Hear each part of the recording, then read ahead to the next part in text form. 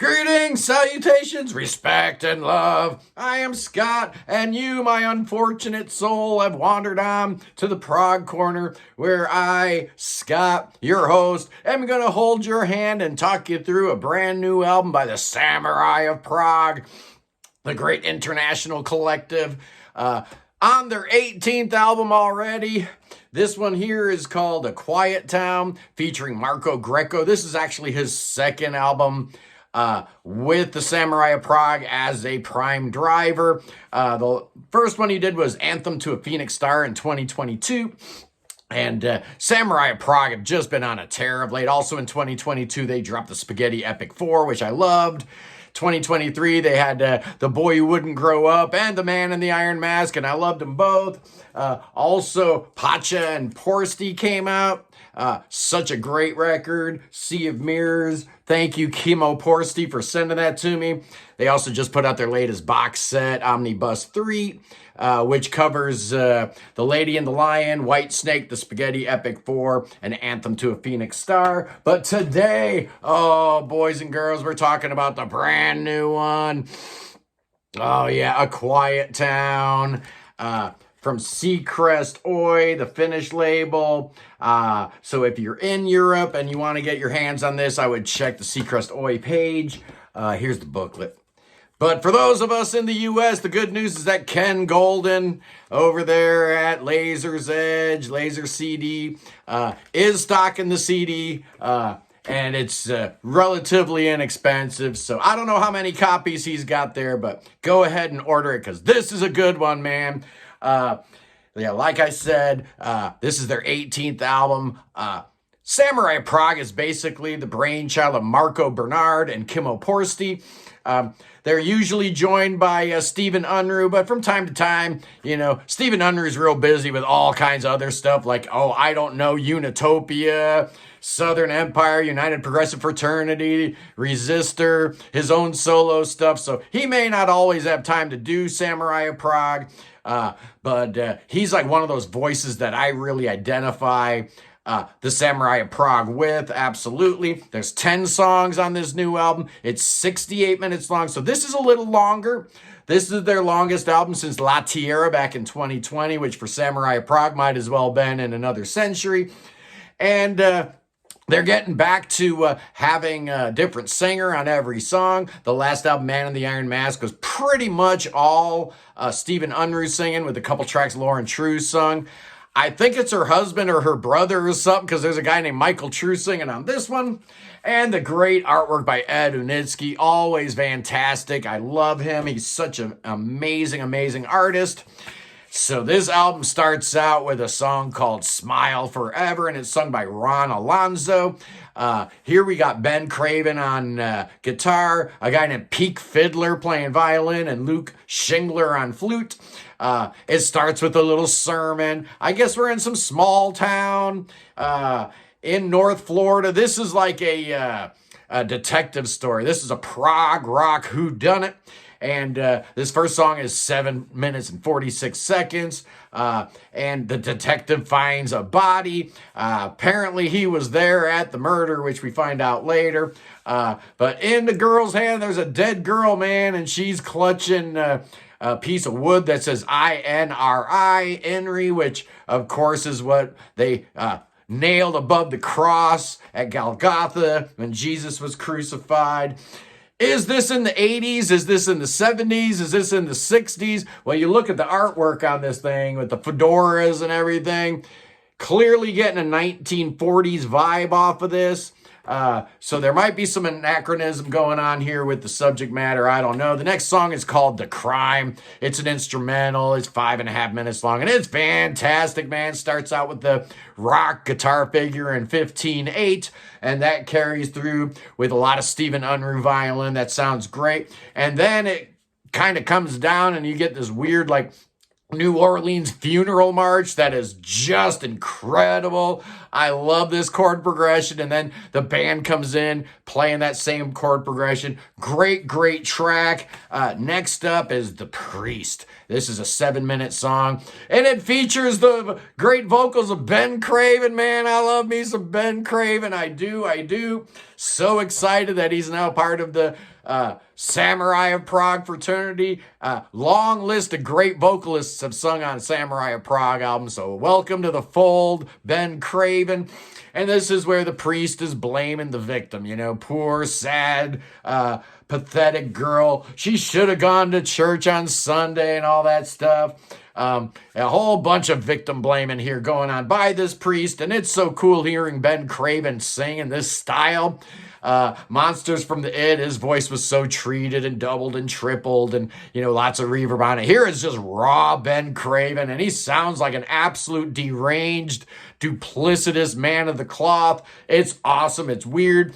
And then you get in the halfway point in the song, it goes into this weird ragtime, this weird Dixieland kind of thing. Sounds like Ben Craven might be singing, "Oh, megaphone, megaphone." Little Mr. Show reference reminded me of Bob Odenkirk and David Cross. Sports bra, get your electric sports bra. I'm a weirdo. Next up is the Stephen Unruh track called The Businessman. He sings on this one. He plays the violin on this one. And this is the only track with a co-credit songwriting. Marco Greco wrote all this stuff.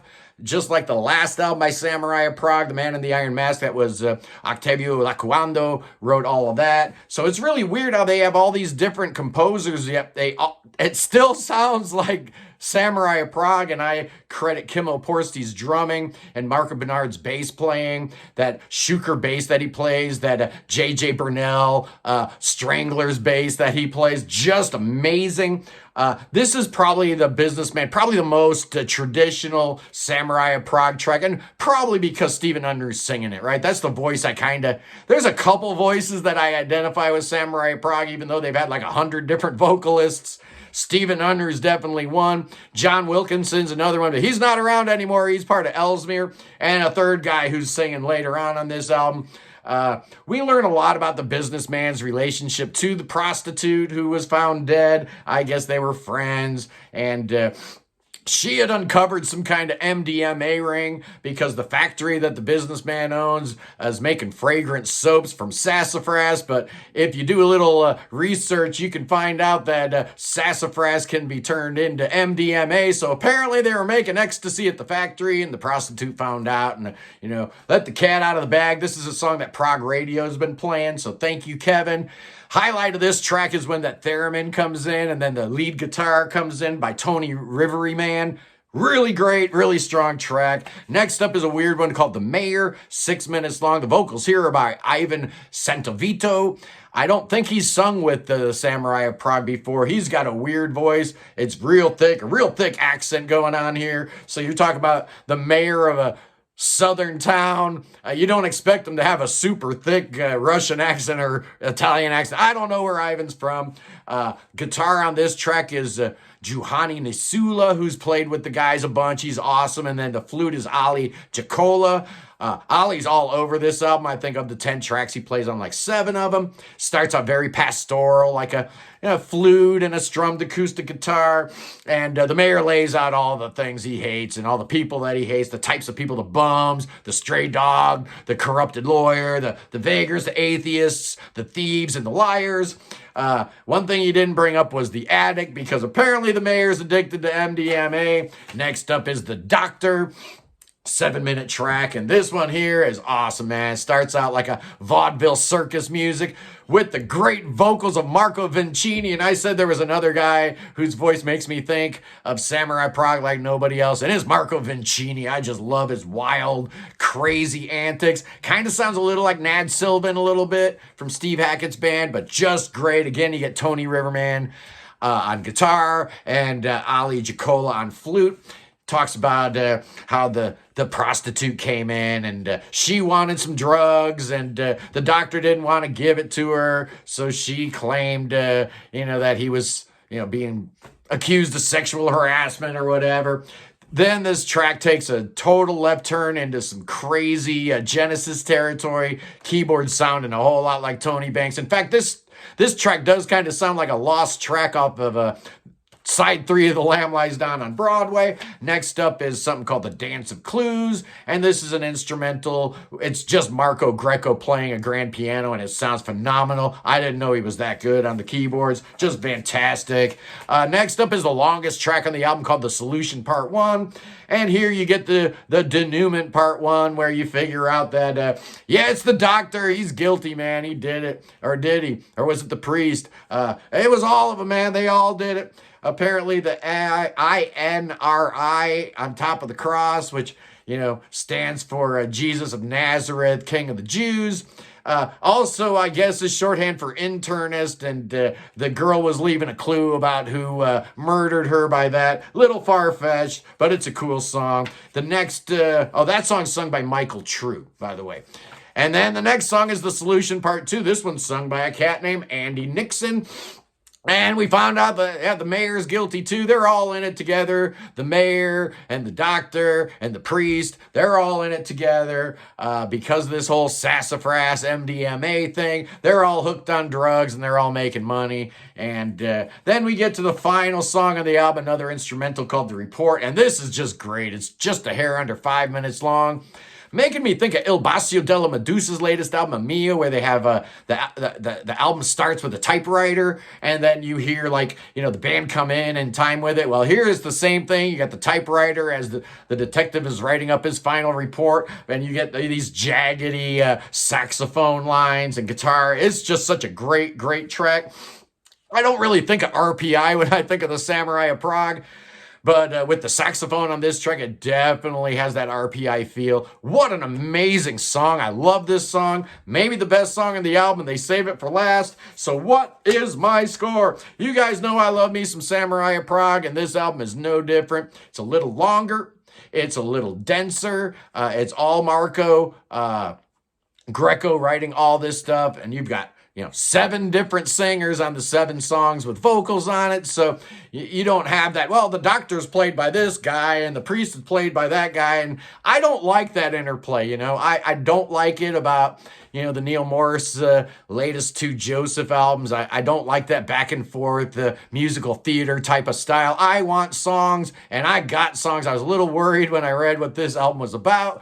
But it's a prog rock detective story, and it works really good. My score for this puppy is 8.5, and I dig it, man. Anyway, I'll see you guys soon. I'll probably do a little something tomorrow. I'm working on a little something. And Sunday, we're doing the 10 best Styx albums on the Sunday Prog stream, so check that out. And as always, remember, every Friday at noon on Prog Radio, it's the Prog Corner playlist where Kevin plays all the songs I'm not allowed to play here on YouTube because of copyright strikes and whatnot. Anyway, that was outstanding. You guys are amazing. I love you. Peace in the Middle East, free Tibet, and God save the king. Save King Chucky. Save that king. He needs your saving. I'll see you punks soon. Peace.